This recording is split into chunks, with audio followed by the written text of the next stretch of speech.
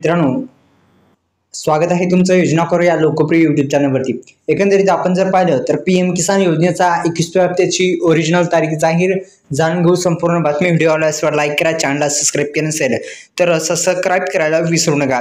एकंदरीत आपण योजना करू लोकप्रिय युट्यूब चॅनल पाहत आहात, या युट्यूब चॅनलला सबस्क्राईब करून या व्हिडिओला लाईक करायला विसरू नका। आपण अधिकृत वेबसाईटवर आहोत, अशा पद्धतीची ही अधिकृत वेबसाईट आहे।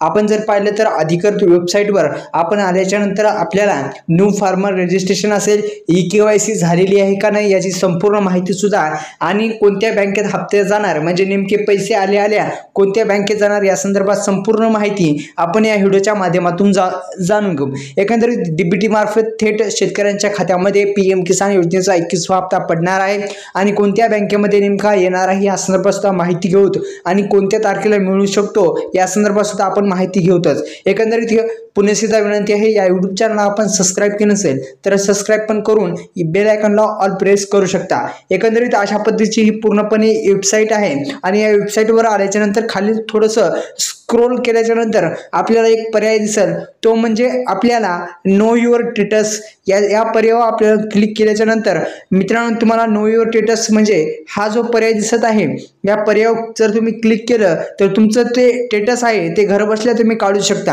आता स्टेटस कसं चेक करायचं या संदर्भात आपण माहिती पाहतात, तर हे जो ऑप्शन आहे नो युअर स्टेटसवर क्लिक केल्याच्या नंतर तुम्ही संपूर्ण माहिती पाहू शकता।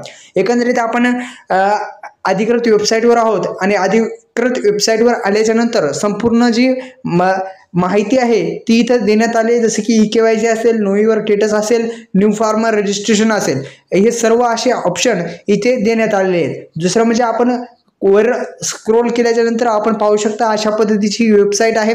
आणि आता 21वा हप्ता जो आहे तो आता दिवाळीनिमित्त शेतकऱ्यांच्या खात्यामध्ये मुख्यतः हे यायला पाहिजे, कारण की अतिवृष्टीमुळे फार मोठं नुकसान शेतकऱ्यांचं झालेलं आहे। एक संभाव्यता तारीख म्हणजे लवकरच आता शेतकऱ्यांच्या बँक खात्यामध्ये दिवाळीनिमित्त हे गिफ्ट म्हणून शेतकऱ्यांच्या खात्यामध्ये यायला पाहिजे। धन्यवाद। जय